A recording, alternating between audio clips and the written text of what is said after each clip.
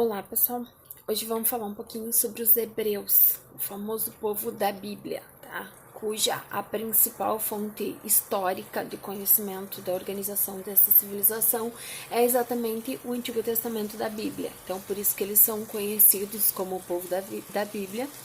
É a única civilização monoteísta da antiguidade, ou seja, que acreditavam num único Deus e que vai lançar as bases do cristianismo e do judaísmo, que a gente tem hoje, tá?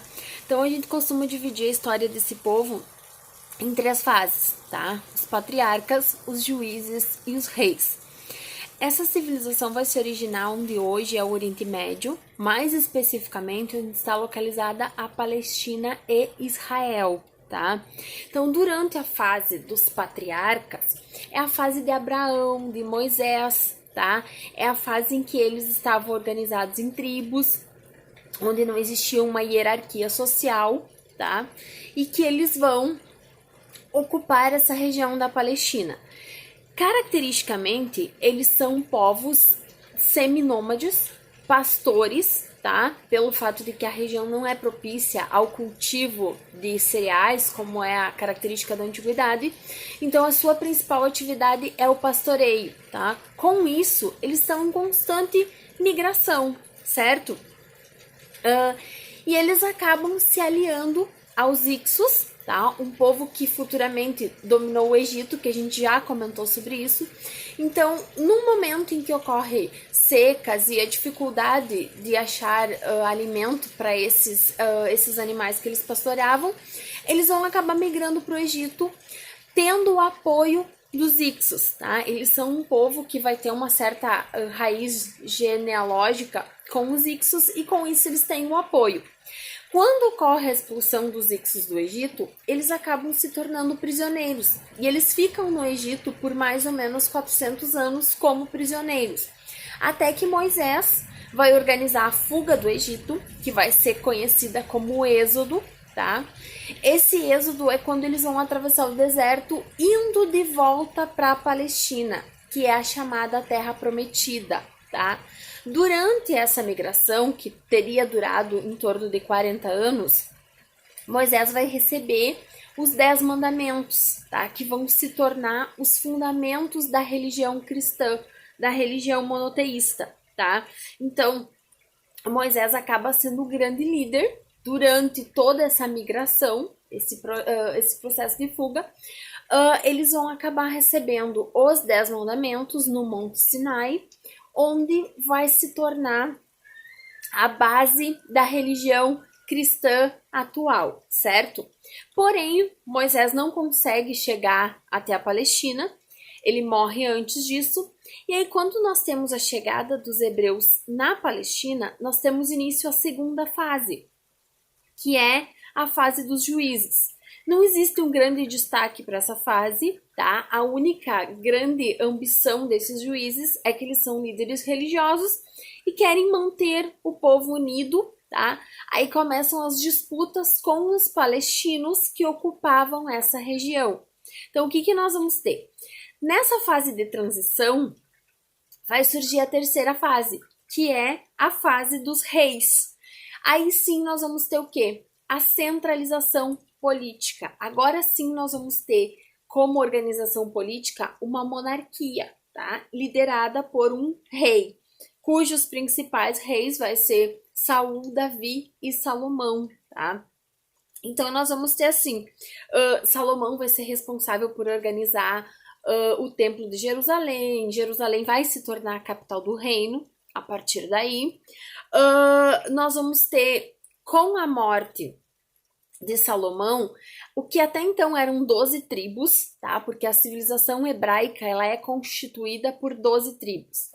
Com a morte de Salomão, essas tribos vão se desfazer, tá? Essa união entre as 12 tribos vai se desfazer e nós vamos ter o que nós chamamos de cisma. Então agora nós vamos ter a formação de dois grupos tribais, certo? Ao norte, tá? Com maior desenvolvimento, mais ricas, tá?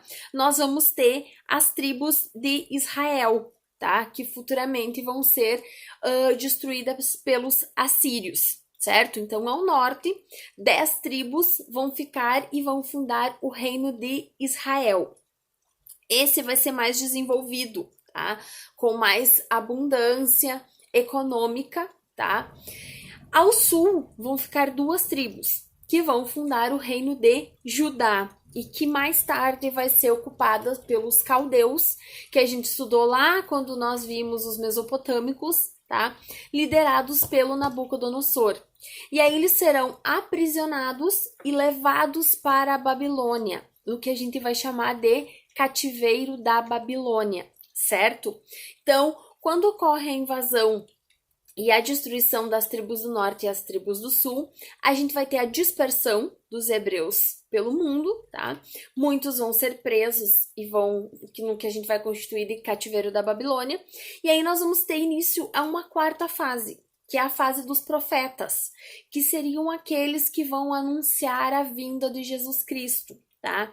Nesse período todo, nós vamos ter a transição, tá? Para o início da era depois de Cristo, porque Jesus nasce nesse período, certo? Ele não é aceito porque não se esperava que viesse alguém humilde, eles esperavam um grande líder militar, e aí nós temos todo aquele processo que vocês já conhecem, tá? De origem do monoteísmo, da religião cristã, toda a questão das invasões da região que era ocupada pelos hebreus, que vai ser invadida sucessivamente pelos gregos e posteriormente pelos romanos, tá? Durante a invasão romana é que ocorre o nascimento de Jesus Cristo, e aí nós vamos ter uma rebelião dos hebreus contra os romanos, é claro que acabam sendo derrotados, e aí nós temos a diáspora dos hebreus, tá? O que é a diáspora?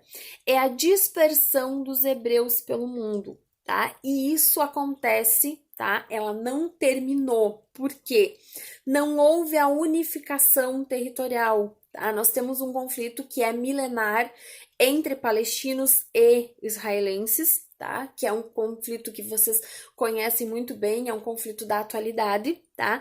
E que ele tem início lá na antiguidade, pela ocupação do território durante a formação e dispersão da civilização hebraica, certo?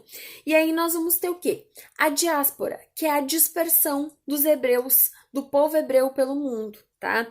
Em 1947 foi criado o Estado de Israel, tá? Ele foi criado pela ONU no pós-Segunda Guerra Mundial, porém ainda existem inúmeros conflitos que fazem com que essa região seja extremamente instável, certo? Então, é um dos conflitos mais antigos e provavelmente que não existe uma solução encontrada, porque sempre que se faz um acordo, um grupo que é favorável acaba encontrando resistência no outro grupo e eles não conseguem assinar um acordo final, certo? A principal contribuição dos hebreus para as civilizações da atualidade é exatamente a religião monoteísta, o cristianismo, tá?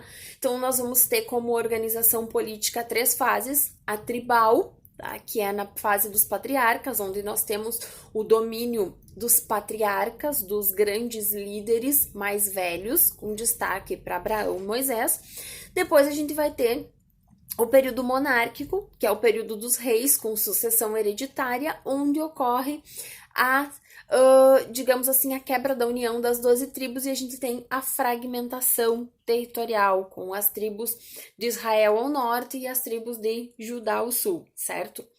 Economicamente, eles não vão ter grandes destaques, tá? São povos que sobrevivem do pastoreio, criação de animais e o cultivo de alguns cereais, tá, comuns para a época, como a cevada, o trigo, mas que a região onde eles estão estabelecidos também não é muito propícia à agricultura e que é extremamente dependente das águas do Rio Jordão. Lembram do que eu falei para vocês das civilizações hidráulicas, tá? Então, os hebreus estão extremamente ligados à água proveniente do Rio Jordão. pelo fato de que também estão localizados numa região árida, seca, onde a questão da irrigação é muito difícil e tudo isso faz com que o plantio e a colheita também se torne um pouco mais difícil para esses povos, certo? Sobre os hebreus seria isso, pessoal. Beijo, cuidem-se, fiquem em casa. Qualquer dúvida é só chamar, tá? Boa semana para todos.